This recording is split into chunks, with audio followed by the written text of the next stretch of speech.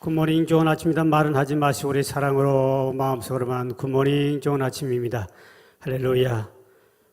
우리는 5월달 들어오면 가정의 달을 그래서 우리나라에도 많은 축제 잔치들이 5월달에 다 몰려 있습니다. 5월 5일은 어린이날로 축제하고 5월 8일은 어버이날, 그리고 또 5월 15일은 유엔에서 정한 가정의 날, 우리나라는 또 스승의 날도 되지요. 5월 20일은 아이들이 크면 성인이 되면 성년의 날, 5월 21일은 둘이 하나 되는 부부의 날, 또 앞 5개가 더 있는데 말 다 못하겠습니다. 너무 많아가지고. 이 5월달은 거의 평일날이었고 모든가 절기할 수 있는 이런 축제의 달로 5월달을 정해놨습니다. 그리고 교회도 마찬가지로 5월달이 들어오면 우리 가정에 대한 설교를 많이 하게 되는데, 목회를 하면서 제가 제일 어려운 것이 5월달 설교입니다. 왜냐하면 제가 우리 5월달 되면 우리 교우들이 가정 형편을 다 알고 있기 때문에 참 저 자신도 이 설교에 대한 자신감을 못 가지는 거지요. 만약에 제가 이 가정의 달에 설교할 때 내 자녀가 아니면 아내가 아니면 부모가 니나 잘해라 이래 말하면 저는 할 말이 없기 때문에 설교할 자격이 없는 것입니다. 그리고 또 5월달이 들어오면 가정 성도들 중에 보면 제일 가기 싫은 달이 1년 중에 언제냐? 5월달이라는 사람이 상당히 많다는 사실입니다. 왜 그러냐 하면은 5월달은 누구나 다 가정에 대한 설교를 하기 때문에 이 5월달 어린이 주일 돼서 어린이에 대한 설교를 하면 자녀가 없는 가정에는 상당히 마음에 부담스럽습니다. 그리고 자녀가 있었는데 죽어버렸다 그랬을 때 또다시 마음의 상처가 또다시 떠오릅니다. 그리고 부모와 자식 간의 사이가 안 좋은 사람, 이 5월달 어린이주일 돌아오면 너무 많은 상처를 또 받게 되는 것이죠. 부부의 날도 마찬가지입니다. 부부의 날, 부부주간에도 보면 둘이가 이미 이혼해버린 사람, 그리고 지금 살지만 이혼하려는 직전에 가서 지금 할까 말까 하고 있는 사람들, 그리고 부부간에 철천지 원수가 되어 있는 사람, 때로는 재혼한 가정들, 이런 분들은 부부에 대한 설교 이래도 걸리고 저래도 걸리기 때문에 상당히 그분들은 이 부담스러운 설교가 돌아오는 거죠. 또 우리가 부모에 대한 설교도 마찬가지입니다. 부모에 대해서 버림받은 자녀들이 있거든요. 부모에 대해서 엄청난 상처를 받은 사람들이 교회 안에 있어요. 그뿐만 아니라 이 부모가 이미 돌아가신 분도 계시고, 지금도 부모와 그 상처 때문에 대화하지 아니하고 떨어져 사는 그런 사람들에게 부모를 공경하라 그랬을 때 그들의 마음엔 더 큰 상처가 오는 거죠. 그래서 이 목회를 하면서 5월달 설교는 참 조심 있게 하지 않고, 그전에 젊을 때는 막 그냥 사랑하라 공경하라 이랬지만 이제는 교인들의 형편을 알고 난 다음에는 함부로 그렇게 말해서는 안 된다는 알기 때문에, 그래서 올해는 이 설교가 저도 부담스럽고 돈선 부담스러운데 어떻든 우리가 중요한 것이 하나 있습니다. 우리가 분명히 알아야 할 것은 그렇다고 가정의 행복을 포기해서는 안 된다는 것입니다. 예수님을 통해서 누구나 다 이 불효자식을 할지라도 그가 예수 믿고 정말 거듭나고 성령 충만 받으면 그가 참된 효자 노릇 할 수 있고, 부부가 그렇게 사이가 안 좋다 할지라도 주의 말씀을 듣고 우리가 성경대로 바로 살면 부부가 행복해질 수 있고, 이러한 행복은 만들어가는 것이기 때문에 우리는 이 말씀을 또 우리는 성경을 통해서 우리는 들어야 한다는 사실입니다. 그렇기 때문에 이 행복이라는 것은 어떤 환경이 주어지는 것이 아니라 지금부터 우리는 만들어가면 지금보다 더 행복하게 살아간 날이 돌아올 줄 믿으시길 바랍니다. 이런 소망과 비전을 가진다면 우리는 이 5월달 설교가 우리는 굉장한 축복의 설교가 될 수 있다는 사실입니다. 왜 사람들이 행복한 부부가 원수가 되고, 왜 부모와 자식 간에 서로 사랑해도 죽을 대로 사랑해도 못할 그런데 왜 부모와 자식 간에 원수가 생기고 미움이 생기고 심지어는 죽이고 싶은 심정이 생길까요? 여러분, 그 분명히 알아야 됩니다. 그것은 바로 그 뒤에 사단이란 배후 조종하는 자가 있다는 사실입니다. 많은 사람이 이걸 놓쳐버립니다. 사단이 중간에 끼어들어서 미워하게 만들고, 미우면 사탄의 도구입니다. 정오하게 만듭니다. 죽이고 싶습니다. 전부 다 사탄의 도구입니다. 많은 그리스도인은 이걸 놓치기 때문에 모두가 속아지고 사탄의 종이 되어서 그만 가정에 행복이 없어지고 불행해진다는 사실입니다. 여러분, 인류의 조상 최초의 부부 아담 하와, 하나님과의 관계를 누가 깨뜨렸지요? 사단, 뱀이었습니다. 아담 하와 최초의 부부싸움이 누가 일으켰죠? 사단이 중간에 들어가서 부부싸움이 일어납니다. 가인과 아벨, 그 아들이 누가 형제간에 살인했죠? 형제간에 죽였습니다. 사단의 역사가 이어지고 있습니다. 그 사단은 지금까지도 오늘 우리의 가정들을 파고 들어오고 여러분의 부모와 자식 간에 들어오고 부부 간에 들어와서 이 사단이 끊임없이 통을 타고 들어오는 것이 아직도 그 사탄은 존재하고 있다는 사실입니다. 그래서 성경의 에베소 4장 26절 27절에 보니까 이렇게 말하고 있습니다. 시작. 분을 내어도 죄를 짓지 말며 해가 지도록 분을 품지 말라. 마귀에게 틈을 주지 말라. 사람이 분을 낼 수 있고 싸울 수도 있고 부부간에도 부모 자식간에도 형제간에 싸울 수 있는데 그것이 조금만 길어지면 사탄이 틈을 타고 이때라 씹어 들어와서 형제를 죽이고 자식이 부모를 죽이고 부모가 자식도 죽이는 일이 벌어지기도 하고 부부간에도 철천지 원수가 된다. 따라합시다. 틈을 주지 말자.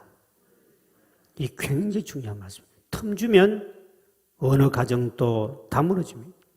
특별히 말세가 되면 사탄은 마지막 때이기 때문에 자기의 도구, 미움과 정오와 자기만 사랑하면서 철저하게 사람을 거역하는, 가족 간에 거역하는 일이 벌어지는 이게 사탄이 말세가 되면 더 강력하게 역사합니다. 여러분 성경 디모데후서 3장 1절에서 4절까지 봅니다. 제가 읽을 테니 여러분 눈으로만 읽으십시오. 왜? 마스크하고 읽기 참 힘드니까. 이제 앞으로는 마스크 낄 동안은 눈으로만 읽으십시오. 힘드니까요. 너는 이것을 알라. 말세, 마지막 때 고통하는 때가 이르게 된다. 그게 뭐냐? 사람들이 자기만 사랑하며 돈을 사랑하며 자랑하며 교만하고 비방하기 좋아하고 부모를 거역하고 감사하지 아니하고 거룩하게 하지 아니하고 또 무정하며 정이 없고 원통함을 풀지 아니하고 모험하며 절제하지도 못하고 싸나워지며 선한 것을 좋아하지 아니하며 배신자라고 조급해지고 자만해지고 쾌락을 사랑하고 이를 하나님이 사랑하는 것보다 더 사랑하게 되는 이 누가 조정합니까? 사탄의 무기입니다. 그렇기 때문에 여러분 가족 중에 한 명이라도 사탄의 여기에 걸려들어 버리면 그 한 명 가족 때문에 부부 간에도 가족 간에도 자식 간에도 형제 간에도 그 한 사람 때문에 사탄의 도구로 인해 온 가정이 함께 고통을 당하며 지금도 많은 가정에 그 한 사람 때문에 때로는 가정의 두 사람 때문에 그 사탄의 도구에 사로잡혀가지고 가족 전체가 홍역을 치르고 상처가 생기고 지금 서로 간에 어마어마한 고통을 당한 사람이 현대판 우리 가정들 중에 엄청나게 많습니다. 통계 설문조사를 보면 당신이 행복합니까? 물어보면 신혼부부 외에는 거의 다 불행하고 고통 속에 상처 속에 살고 있습니다. 누가 조정합니까? 마귀였습니다. 중요한 것은 내 속에 있는 이 상처, 미움과 사탄이 갖다주고 일어난 인간관계에서 생긴 상처를 여러분들이 이것을 치유받지 못하면 뭡니까? 코로나보다 더 무서운 것입니다. 그 한 사람의 상처, 부모로부터 받은 상처와 자식으로부터 상처나 부모로부터 받은 상처가 그 한 사람 때문에 가족이 전염이 돼가지고 함께 고통을 당하고요. 그거를 치유받지 못하면 자기 자식에게 그대로 그게 전이 됩니다. 자식이 그대로 넘어갑니다. 그 저주는 끊지 않습니다. 근데 우리는 그거를 방관하게 됩니다. 마음에 상처가 있는 사람들은 그렇기 때문에 마음의 상처가 치유되지 못한 사람은 예수 앞에 나와서 내적 치유를 받아야 합니다. 내가 성령 충만받고 부활의 주님을 만나면 내 마음의 상처는 저절로 치유됩니다. 왜? 우리 주님은 여호와 라파, 치료하는 하나님인 줄 믿으시길 바랍니다. 상처 입은 너를 고치시리. 내 마음의 상처, 내적 치유를 해줄 분은 주님과 성령님밖에 없습니다. 이거를 치유받지 못하면 일평생 자기도 고통스럽지만 옆에 사람도 고통스럽고 그 자식들까지도 그대로 그것이 안전해지고 싶어도 코로나처럼 전염이 되어버립니다. 그 저주는 끊임없이 흘러갑니다. 그래서 내 마음에 있는 상처가 치유받으면 가족 간의 인간관계가 소통되고 행복한 날이 돌아올 줄 믿으실 바랍니다. 그러므로 지금 자식이 아주 불효막심한 놈이라 할지라도 그와 자녀를 위해서 기도하고 기다려줘야 할 이유가 뭡니까? 예수님이 한번 만져주시면 그가 성령 안에서 거듭나기만 하면 그렇게 불효막심한 사람이 최고의 효자가 되는 날이 돌아올 줄 믿으실 바랍니다. 우리 주님은 치유하신 분이십니다. 성경에 보면 좋은 자식, 나쁜 자식에 대한 이야기가 많이 나옵니다. 그래서 오늘 제가 표현을 좋은 자녀, 나쁜 자식, 조금 자식이란 말이 조금 기분 안 좋게끔 해놓은 건데 성경에 보면 이와 같은 사람들이 많이 나오는데 특히 이 나쁜 자식 중에 대표적으로 한 명을 꽂으라면 여러 사람이 나옵니다만 다윗의 아들 압살롬이라는 아들입니다. 다윗의 왕입니다. 그 왕은 다윗 왕은 여러 자녀가 있었는데 그중에 제일 잘생기고 똑똑하고 총명하고 지도력이 있고 한 사람은 압살롬이었습니다. 이 압살롬은 얼마나 인기도 많았는지 잘생겼는지 우리 한국의 요원사마처럼 하여튼 이거 나타나기만 하면 사람들이 막 여인들이 몰려오고 엄청난 사람이 몰려오는 인기였습니다. 특히 그는 머릿결이 여자보다도 너무 곱고 아름답다 그랬습니다. 긴 머리 소년 아니 긴 머리 소년이었습니다. 아주 머릿결이 좋아가지고 사람들이 여자들이 머릿결을 보면 반할 정도로 저렇게 어떻게 남자가 머릿결이 이쁠까? 긴 머리 소녀가 아니고 그렇게 이렇게 하니까 아버지도 다윗도 가장 사랑했던 아들이 바로 이 압살롬이었습니다. 백성들의 인기를 얻고 있는 이 압살롬이 백성들의 인기를 등에 업고 쿠데타를 일으켜서 아버지를 죽이고 왕권을 차지하려고 4년 동안 군인들을 훈련시킨 아버지 모르게 쿠데타 군사를 일으키려고 훈련을 시켰다. 4년 만에 드디어 어느 날 갑자기 아버지에게 쿠데타 대원을 끌고 들어옵니다.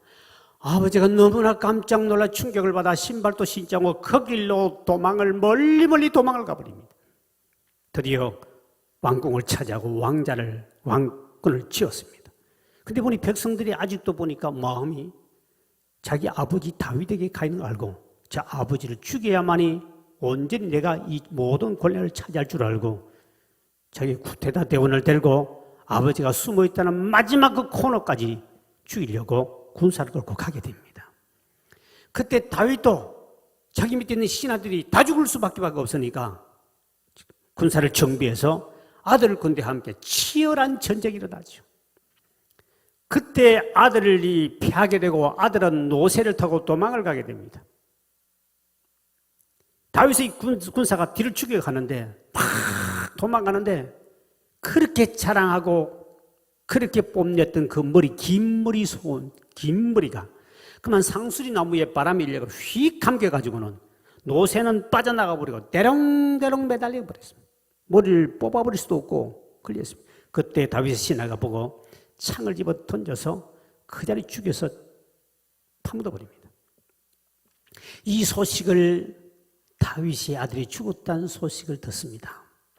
그랬을 때 그 다윗의 아비의 마음을 사무엘하 18장 33절에 이렇게 표현하고 있습니다. 거기 보면 왕의 마음이 심히 아파 문 위층으로 올라가서 울고 있는데 그가 올라갈 때 말하기를 내 아들 압살롬아 내 아들 압살롬아 차라리 내가 너를 대신해 죽었다면 압살롬 내 아들아 하였더라. 지금 다윗의 군사들이 기뻐서 왕에게 와서 왕이여 그렇게 불효막심한 놈을 우리가 죽였습니다. 그러면 잘했다 하고 이렇게 해줄 줄 알았는데 이 신하들이 보니 희한한 현상이 벌어졌습니다. 왕이 방성되고 가면서 하는 말이 아들 이름을 부르며 압살롬 내 아들아 내 아들아 차라리 내가 너를 대신해 죽었으면 좋았는데 네가 죽었구나. 막 통곡하며 오니까 백성들은 군사들은 이해가 안 되는 것이지요. 그렇게 불효막심하고 그렇게 죽어야 마땅할 그러한 자식인데도 불구하고 그 왼수 같던 자식이 죽었을 때 아버지가 내 아들아 내 아들아 울며 내가 대신 너를 죽었으면 좋겠다는 이 마음이 부모의 마음이라는 것을 가르쳐주는 거죠. 이 하나님의 마음입니다. 며칠 전에 우리나라에서도 이런 일이 있었습니다. MBN 뉴스 보도를 잠깐 우리 보도록 하겠는데요. 똑같은 현상이 나타나고 있습니다. 방송실 뉴스를 방송해 주십시오. MBN 뉴스에 보면 이 부모, 방송 소리가 안 나오는데. 결국은 숨졌는데 학대 피해자는 아들이었습니다. 그런데도 이 노무는 마지막까지 아들의 학대 사실을 부인했습니다. 강재묵 기자가 단독 보도합니다. 서울 노원구의 한 아파트입니다. 지난달 말 80대 여성 이모 씨가 집안에 방치된 채 발견됐습니다. 인기척이 없는 것을 수상히 여긴 담당 요양보호사가 경찰에 신고하면서 발견된 겁니다. 경찰은 잠긴 문을 열기 위해 119에 지원 요청을 한 끝에 이곳 집안으로 진입했습니다. 발견 당시 이 씨는 얼굴과 몸 곳곳에 타박상을 입은 상태였습니다. 이 씨는 인근 병원에서 응급치료를 받고는 다른 병원으로 옮겨져 치료를 받았지만 20일 만에 숨졌습니다. 입원하고 보니까 완전 욕창이 엄청 심했어요. 방치돼서 그랬을 거다 내 생각에. 이 사건과 관련해 경찰은 80대 노모의 아들을 존속상해 혐의로 붙잡아 구속영장을 신청했습니다. 폭행과 사망 사이의 인과관계는 규명되지 않아 살인 혐의는 적용되지 않았습니다. 이웃 주민들은 숨진 여성의 50대 아들이 평소 지속적으로 노모를 폭행했다고 말합니다. 죽은 날은 막 때리고 그냥 옆집 아줌마가 그러면 아야 조금만 때려 아야 막 그러는 거예요. 심각한 폭행이 오랫동안 이어졌지만 노모는 마지막까지 학대 사실을 부인하며 아들을 감쌌습니다. 그냥 아드님이 그러셨냐 누가 그러셨냐 했을 때 대답을 안 하셨어요. 아니라고 넘어지셨다고 하셨어요. MBN 뉴스 강재묵입니다. 똑같은 사건이죠. 아파트에서 부모를 때리는데도 자기를 죽이려고 하는데도 절대로 경찰에 신고하지 않고 안 때렸다고 보호하는 압살롬의 아버지 다윗과 똑같은 현상이 우리 한국에도 며칠 전에 일어난 사건입니다. 신명기 21장 18절 이하에 보면 페류나가 있거든. 자식이 페류나고 말 듣지 않는 자식이 있으면 장로들에게 데리고 가서 그를 돌로 쳐 죽이라고 되어 있습니다. 그런데 참 희한한 일이 있습니다. 그 성경의 법이 분명인데도 불구하고 그 이후로 자식을 돌에 맞아 죽은 자식이 없다는 사실입니다. 그럼 페류나가 없었냐? 아닙니다. 옛날이고 지금이고부터 집집마다 페류나가 어느 시대마다 페류나는 많이 있었습니다. 그 많은 페류나가 왜 그러면 돌에 맞아 죽은 사람이 없을까요? 어느 누구 부모도 자기 자식이 자기를 죽이는 한이 있더라도 경찰이나 장로들에게 고발한 사람이 한 명도 없다는 사실입니다. 자기는 자식에게 맞아 죽어도 이거를 신고해버리면 자식이 죽으니까 차마 자기가 자식에게 맞아 죽어도 신고하지 않고 죽는 게 낫지 신고해서 자식을 죽이라고 넘긴 사건이 역사 속에 없다는 겁니다. 법은 분명히 성경에 고발하면 죽이는데 고발 안 하니까 페류나가 생겨도 죽일 수 없는 것이죠.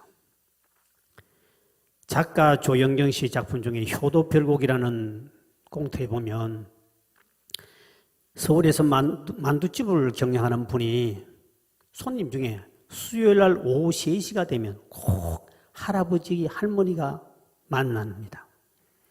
근데 참 희한한 것은 같이 오지 않고 어떤 날은 할아버지가 먼저 오면 할아버지 앉아있다가 일어나서 할머니를 맞이해주고 어떤 날은 할머니가 먼저 와 있다가 할아버지 오면 일어나가 만나주니까 만두집을 주인은 생각하기를 두 분은 아마 첫 연인 관계, 첫사랑의 관계 모양이다. 그렇게 생각했죠. 그래서 두 사람이 만두를 먹다 울기도 하고 또 서로 이렇게 격려도 해주고 그러니까 첫사랑 관계 때문에 이런갑다. 그런데 어느 날은 두 분이 오더니 그 할머니에게 이제 만두를 주니까 할아버지는 할머니가 만두를 안 먹어요. 막 손을 막 흔들면서 울고 있는 거예요. 그때 할아버지가 격려해 주더니 그 길로 나갔습니다. 그러고 난 몇 달 동안 안 나타난 거예요. 그러다가 몇 달 지나고 할아버지가 혼자 오긴데 만두집 주인이 너무 기뻐서 할아버지 오랜만에 오셨네요. 좀 있으면 할머니 오시겠네요. 그랬더니 이분이 손을 흔들면서 하는 말이 죽었어. 그래서 나 혼자 온 거요. 그랬습니다. 그래서 이제 만두집 주인이 이 할아버지를 만나면서 대접을 하면서 이야기를 들었더니 두 사람은 첫사랑의 관계가 아니고 부부였습니다. 근데 왜 부부인데 이렇게 떨어져서 시간을 만나고 이렇게 하면서 서로 격려하고 울면서 했는가 했더니 큰아들과 큰며느리가 이 두 부부를 어머니 아버지를 모시고 살다가 보니 너무 힘이 드는 거예요. 힘이 드니까 며느리가 하는 말이, 아들 하는 말이, 형제들 말은 나만 자식이냐? 너희들은 자식이 아니냐? 왜 내 큰아들이, 큰며느리가 두 부모로 다 모셔야 될 이유가 뭐 있느냐? 하나씩 나눠갖자. 이래가지고 큰아들은 수원에 살고 둘째 아들은 서울에 살고 큰아들네 집에 아버지가 가서 살고 어머니는 서울에 가 살고 둘이는 견우와 직녀가 돼가지고 자식도 모르게 수요일만 되면 오후 3시에 비밀리 만남을 가진 거지. 누가 부모를 생이별 시켰습니까? 자식들입니다. 그러니까 이 할아버지 하는 말이 이제 나만 죽으면 돼. 나 죽으면 천당 가서 만날 거야. 부부인데도 불구하고 이 자식들이 한 사람씩만 모시자. 힘든다. 찢어버려. 오늘 우리 사회 속에 일어나고 있는 실제적인 현상들 아니겠습니까? 이럴 때는 차라리 작은 돈이라도 모아서 작은 방 하나라도 부모님을 모시고 조금씩 도와주면 훨씬 낫지. 어떻게 찢어가지고 아버지는 한쪽에 있고 엄마는 다른 데가 있고 이래가지고 보고 싶도 보지 못하고 매주마다 자식들 모르게 또 부끄러우니까 수요일날 미팅을 만나면서 서로 격려하고 울다가 한 명이 먼저 돌아가시고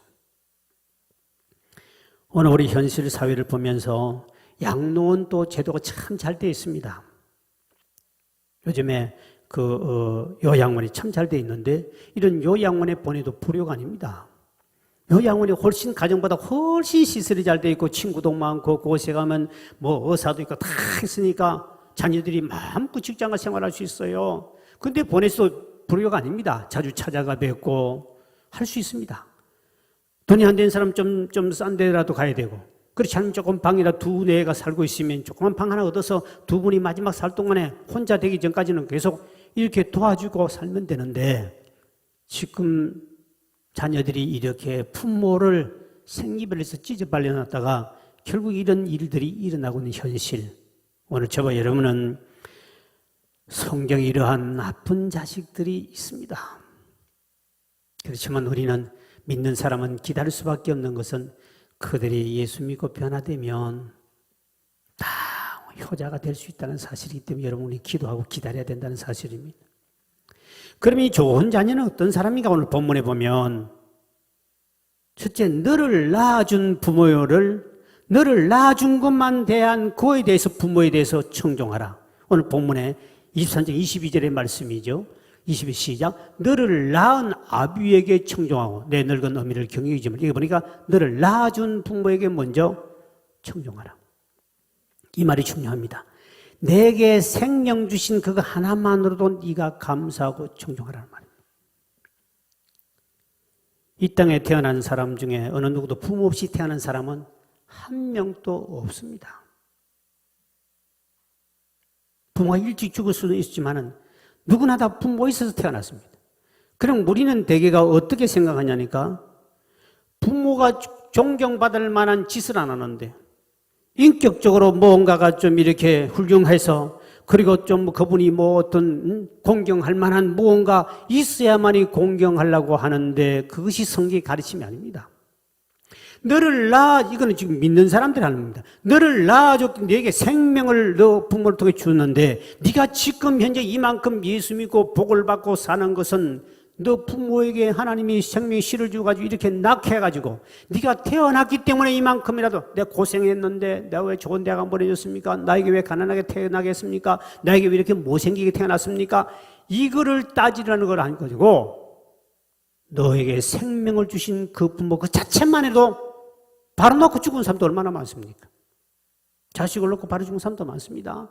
그러니 왜 나를 이렇게 고아로 만들었으면 이렇게 하는 것이 아니고 너에게 생명 준 자체, 그래서 네가 지금 하나님을 믿고 영생을 얻게 되고 네가 하나님 일을 하게 되고 이만큼 복받게 된 것도 바로 그것이 하나님의 은혜요 부모의 생명을 또 받았기 때문에 그 자체로 네가 부모를 청종해야 된다는 겁니다.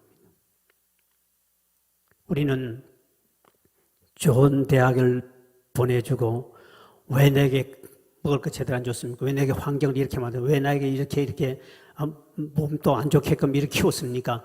이렇게 부모에게 원망할 조건이 아무것도 없습니다. 근데 그것을 지나보고 나면 불평했던 그것이요. 저는 목회를 하고 나면서 하나님 만나고 난 다음에는 그것이 감사하더라고요.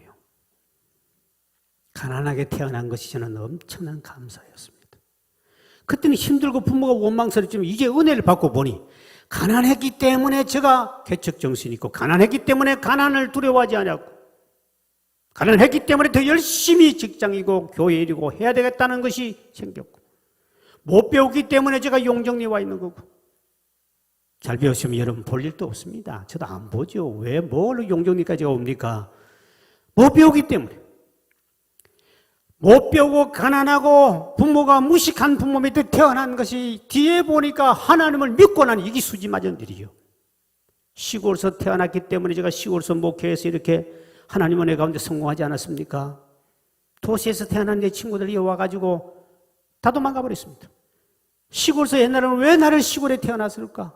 제가 태어난 곳이 이름이 고뭉자에다 마을촌자 웅촌면입니다. 군대 가면 이 촌놈이구나 이러악 더더 터졌습니다. 왜 하필이면 나를 웅촌에 태어나가지고 차라리 웅시면 것이면 차라리 시자가 들어가면 좋을 건데 어떻게 가는 때마다 주소대 네 경남 울주군 웅촌면 아이고 촌놈 또 하나 왔구나 또 조인트 까이고 네 맞습니다. 얼마나 많이 맞은지 모르고 어디 직장 가더라도 아이고 웅촌촌이구만 곰 나오는 마을이요 고뭉자 마을 촌차거든요. 근데 그것이 목회를 하고 은혜를 받고 예수 믿고 난 다음 이게 수지 맞은 일이 복인 것을 알았습니다. 여러분, 부모는 나를 낳아준 데 대해서만 감사해야 됩니다. 그것을 어떻게 키웠습니까? 어떻게 했습니까? 여러분 성경에 보면 십계명에 부모를 공경하는 말이 있지 부모는 자식을 사랑하는 말이 한 귀절도 없습니다. 사랑 안 해줘도 괜찮습니다. 그 자체가 사랑이기 때문에. 성경에 부모 보고 자식을 사랑하는 말이 없습니다. 낳아주면 끝납니다. 짐승도 새끼 딱 낳아주면 커지면 그대로 놔두면 됩니다.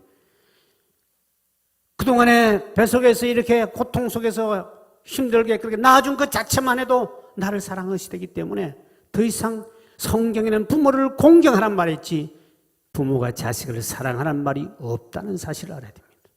규정이 없습니다. 근데 우리는 자꾸 왜 나를 시골에서 태어나고 왜 나를 가난하게 태어나고 왜 나를 좋은 데가 안 보내고 왜 나를 좀 이렇게 잘 먹여서 부잣집에 태어나지 뭐 부모가 왜 가난했습니까? 이게 원망인데 그거는 죄가 됩니다. 너를 낳은 준 너를 낳은 아비 말에 청종하라. 네게 생명 주신 것 자체 안 믿는 사람은 원망해도 괜찮아요. 그럼 우리 믿고 보니 이것 때문에 우리가 하나님을 내가 불평하는 그것이 하나님을 만나고 복받는 길이 된 줄 믿으시길 바랍니다. 그것을 하나님이 합력의 선을 바꿔서 이렇게 만들고 저도 처음에는 부모 원망이 많이 나오다가 딱 뒤에 보니까 참 감사하구나. 낳아준 자체만 감사하구나. 내 친구들이 시골에서 부잣집에 태어난 친구들 몇 명 있습니다. 나는 고등학교, 중학교 다닐 때는 한 번도 도시락을 사간 적이 없습니다. 왜? 우리 집은 쌀 자체를 먹지 않기 때문에 무 깔고 시래기 깔고 시래기 그걸 깔고 그냥 보리밥에다가 간장 딱 하나 해서 고추장 하나 비벼 먹는 것뿐입니다. 일체적인 중학교 한 번도 도시락 사간 적이 없습니다. 점심은 아예 굶고 학교를 다녔으니까요. 근데 부잣집 애들은 초등학교부터 도시락을 내다 사가다닙니다. 초등학교 어릴 때는 또 그 강냉이 죽을 줬기 때문에 제가 얻어먹어서 그것도 좀 배를 채웠습니다만 우리 집이 제일 가난했습니다. 꼴찌에서 두 번째 가난했습니다. 아버지가 일본에서 한 번 돈도 못 가져오고 원폭 터지는 바람에 그냥 시골에 가서 남의 집 일해가 산자락에 물 파다가 갖다 놓는 그 논에서 농사 지었으니 집안 식구가 보통 문제가 아니죠. 그렇게 찌질하게 가난하게 사는데 그것이 참 제게는 내가 부모 잘못 만났다. 부모 참 원망 많이 하고 그랬습니다. 근데 내가 예수 믿고 은혜를 딱 받고 났더니 그렇게 감사할 수밖에 없었습니다. 내가 어릴 때 그렇게 가난하게 살았던 그것이 목회를 하면서 이게 가난의 몸에 배웠고 가난이 무섭지 않는 거죠. 가난에 훈련되어 있고 이런 것이 되기 때문에 굶어가면서 목회할 때도 정말 저는 이겨낼 수 있는 충분한 여유가 있었거든요. 그때보다 더 잘 살았어요. 아무리 가난해도. 그것이 지나보고 나니 이렇게 만만 감사해서 하나님이 모든 것을 합력하여 선으로 바꾸신 하나님. 철들기 전에는 원망이었는데 신앙의 철 딱 들고 나니 이렇게 감사할 것이 없습니다. 나는 시골에서 자란 것이 처음, 우리 예수님도 시골 출신이거든요. 바울은 도시 출신입니다. 바울은 맨날 보면 뭐 경기하고 뭐 싸우고 이런 거 나오는데 예수님은 들의 백합화 꽃을 보라, 공중의 새를 보라, 뭐 전부 다 예수님은 그런 겁니다. 나는 예수님처럼 시골에서 자랐기 때문에 설교하기가 너무나 나는 쉬운 것이, 도시 자란 사람은 시골을 전혀 모릅니다. 모르니까 이게 전체 감성이 없는 거죠. 그게 살아나지 않습니다. 저는 시골에서 태어난 게 예수님처럼 시골 출신이라는 것이 얼마나 만만 감사한지 몰라요. 옛날에는 불평했는데. 그래서 너를 낳아준 생명 주신 그 부모 그 자체만 너는 평생 감사하고 평생 청정해도 괜찮다. 두 번째가 뭡니까? 부모를 업신여기지 말라는 겁니다. 성경에 내 부모를 공경하나 보면 이 공경이란 말은 무겁다는 히브리 뜻입니다. 다시 말하면 부모 말을 가볍게 여기지 마라. 부모 말을 업신여기지 말라. 무시하지 말라. 요즘에 젊은이들이 이게 참 문제입니다. 젊은이들은 현대 지식을 갖고 있습니다. 부모들은 옛날 이야기밖에 없습니다. 뭐가 또 옛날 호랑이 담배 피우던 이야기만. 젊은이들 전혀 대화가 안 됩니다. 그러니까 젊은이들은 현대 지식이고 과학이고 공부도 많이 하고 영어도 많이 컴퓨터도 많이 알고 새로운 신식 용어도 많이 아는데 그거다가 옛날 이야기 해봐야 자체가 소통이 안 됩니다. 그러니까 젊은이들은 어른들 말은 무조건 무시해버립니다. 왜? 말도 안 되는 소리, 비과학적이고 비상식적인 말. 우리는 과학적으로 증명된 걸 믿어도 다 못 믿고 있는데 부모들은 과학이 증명되지 않아. 우리 이렇게 살았다. 그러니까 애들은 웃기고 있네요. 과학적으로 우리는 지금 증명한 건 있는데 아주 정말 무식하고. 그러니까 부모 말은 모든 걸 무시할 수밖에 없는 것은 신지식을 가진 젊은이는 그럴 수밖에 없는 현실이라는 겁니다. 그러니까 젊은 아이들이 무조건 부모는 경험이 있는데 그 경험 자체도 무시해보려고 해요. 왜? 신지식과 과학에 대한 기술과 지식을 가지고 있는 젊은이가 그 말 자체는 과학에도 말도 안 되고 신지식은 접목을 시킬 수 없기 때문에 무조건 무시하는데, 그러나 부모를 그렇게 말을 무시하면 안 된다. 그 경륜을 인정하고 그 말을 무겁게 받아들이고 그렇게 그분을 지혜롭게 같이 말을 받아주고 그렇게 모시는 사람이 돼야 되는데, 오늘 바로 이게 문제입니다. 부모를 모시지 않으려는 이유가 뭔지 압니까? 부모하고 대화 자체가 고리타분한 옛날 이야기밖에 없으니까. 지금 이야기, 젊은이들은 모이면, 야, 요번에 영화가 아주 1000만 명 넘어 돌파됐대. 그 이야기 주제입니다. 요번에 지금 인터넷에 이렇게 나온, 이거 그 주제입니다. 그런데 우리는 옛날 이야기를 하니까 진짜 말도 안 되는 소리 하니까 애들이 귀가 닫아버립니다.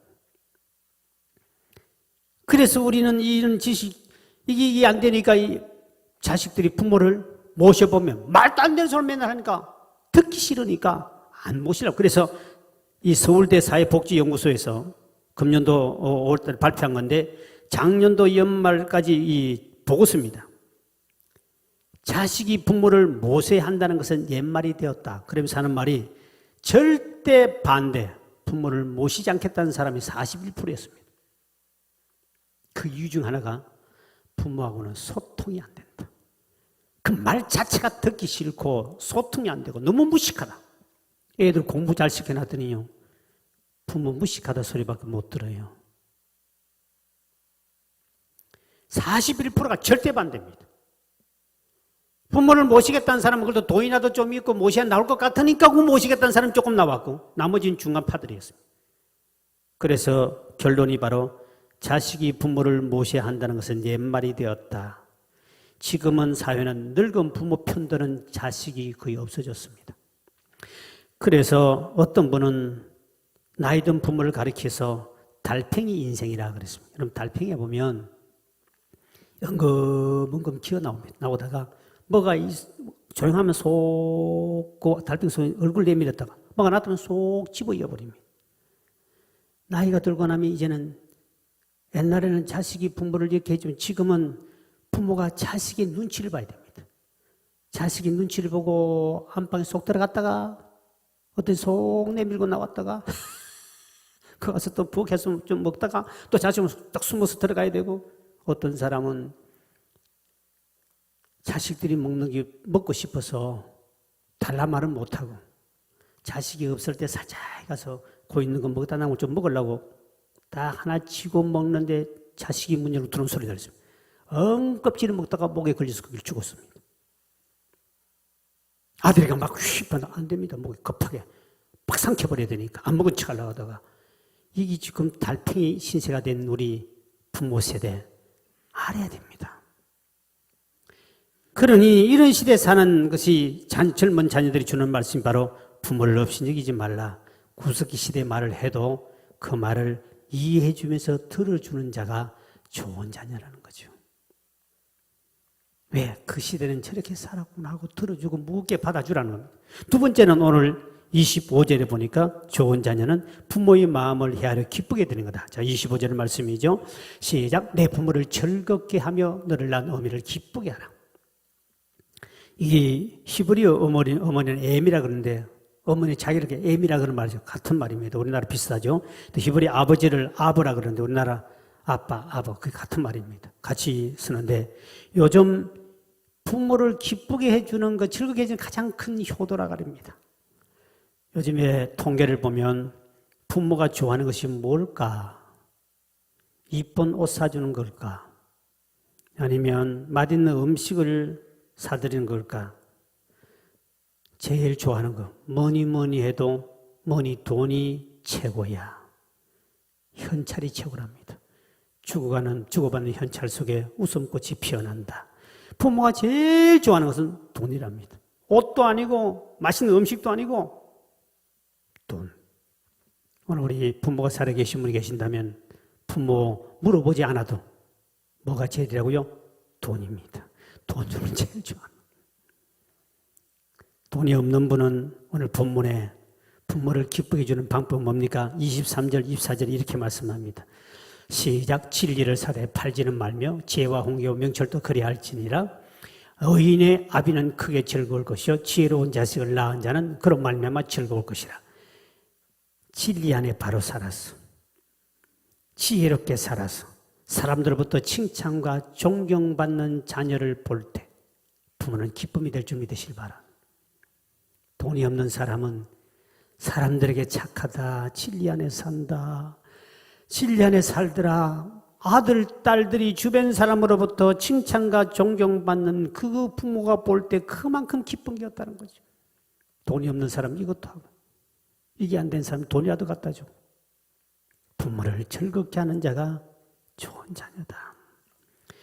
부모를 이렇게 기쁘게 해드리고 그 부모 말을 말도 안 되지만 받아주고 무겁게 받아주는 사람은 성경에 에베소 6장 1절 3절에 보면 부모 공경 잘하면 하나님이 이 땅에서 하는 일마다 잘 되게 하며 그뿐만 아니라 장수하게 되겠다.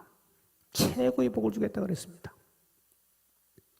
요셉이라는 사람이 그렇게 어릴 때도 부모 말을 잘 들어주지요. 심부름도 하고 또 부모가 마지막 죽었을 때 내 유고를 내 고향 친척 묘에다 묻어달라니까 마지막 요셉이 죽고 난 다음에도 아버지 그 유고를 그대로 이루어주지요.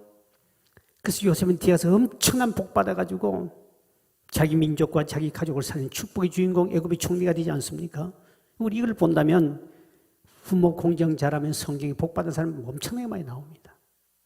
이제 중요한 것은 우리가 여보의 주를 맞이해서 어버이가 돌아가시고 안 계신 분이 있다면 그는 하나님 앞에 혹시 죄 지은 것 있다면 회개하면 되는 거고요.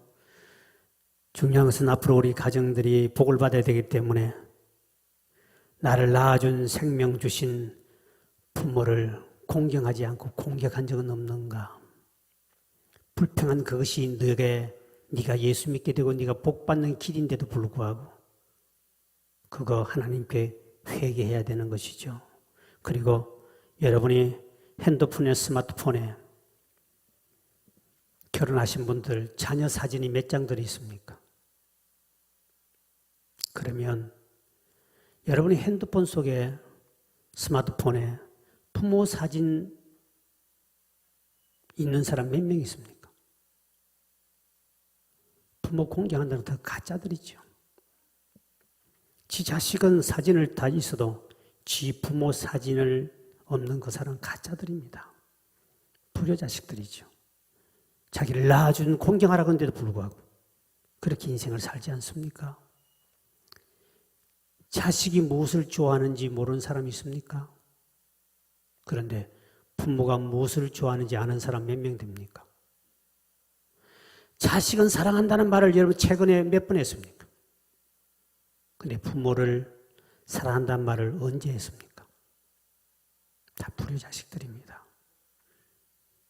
눈에 보이는 부모를 공경하지 않고 사랑하지 않는 자는 보이지 않는 하나님을 사랑한다는 그는 거짓말장이야.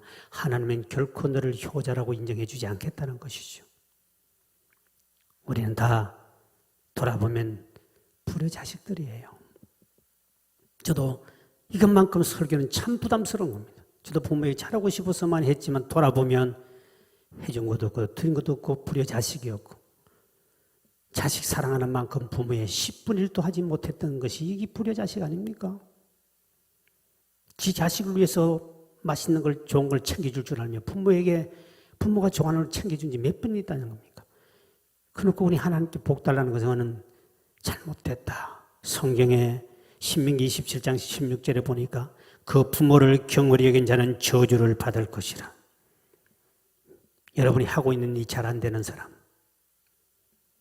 질병의 문제, 아니면 여러분의 고통의 문제가 자식이 여러분 대드는 것, 불효자식으로서 하나님 보응한 저주가 아닐까요? 거의 다 그렇습니다. 하나님은 정확하게 판단하시고 보응하신 분입니다. 자식이 왜 그렇게 합니까? 당신이 부모에게 한 것이 그대로 하나님이 보응으로 갚게 만드는 것이죠. 그리고 마음에 부모로부터 자식으로 상처가 있는 사람이 있습니까? 우리가 예수님께 나와 여러분의 그 상처를 이 가정의 달을 통하여 회개함으로 치유받기를 주의 이름으로 축복합니다. 오늘 이 시간 나실제 괴로움 거치한 노래 드리고 함께 우리 회개하는 시간을 갖도록 합시다.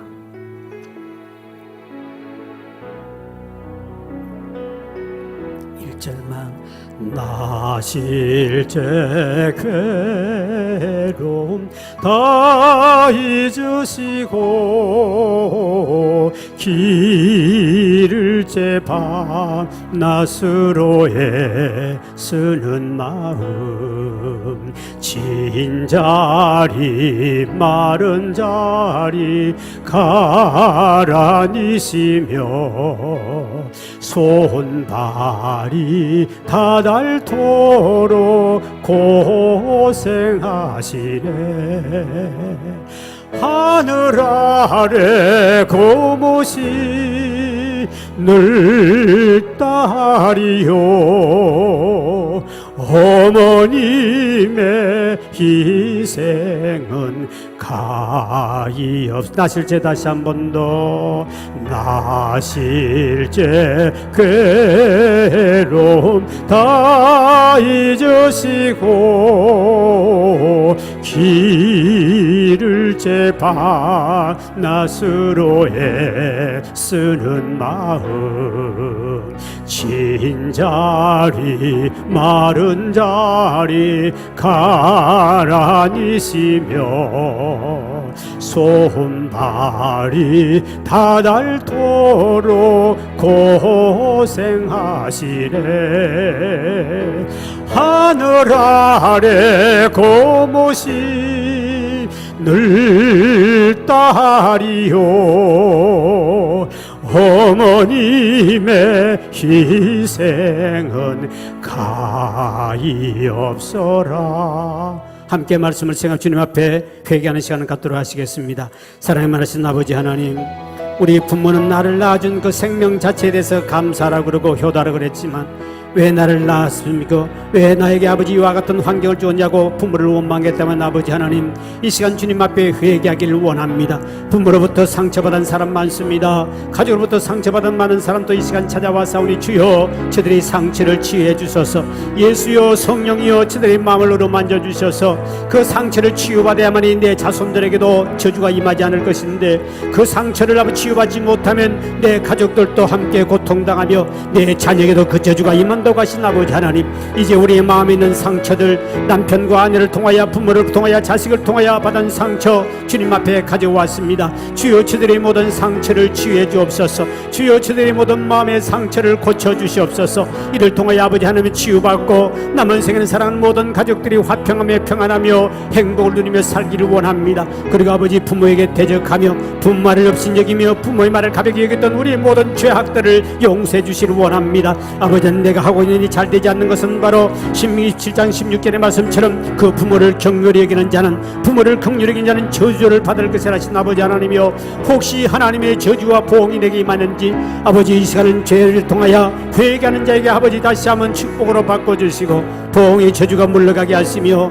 하나님의 평강을 임하게 도와주시고 남은 생에는 사랑하는 부모에게 효도하며 남은 생에는 하나님을 열심히 섬기며 아버지 사랑하는 가족들을 돌보며 살아갈 수 있도록 은총을 베푸시고 복을 주셔서 우리 불효 자식들을 용서해 주시며 하나님의 오늘 용서하심과 치유함이 이 시간 임하게 도와주시옵소서. 예수님 이름으로 간절히 기도하옵나이다. 아멘.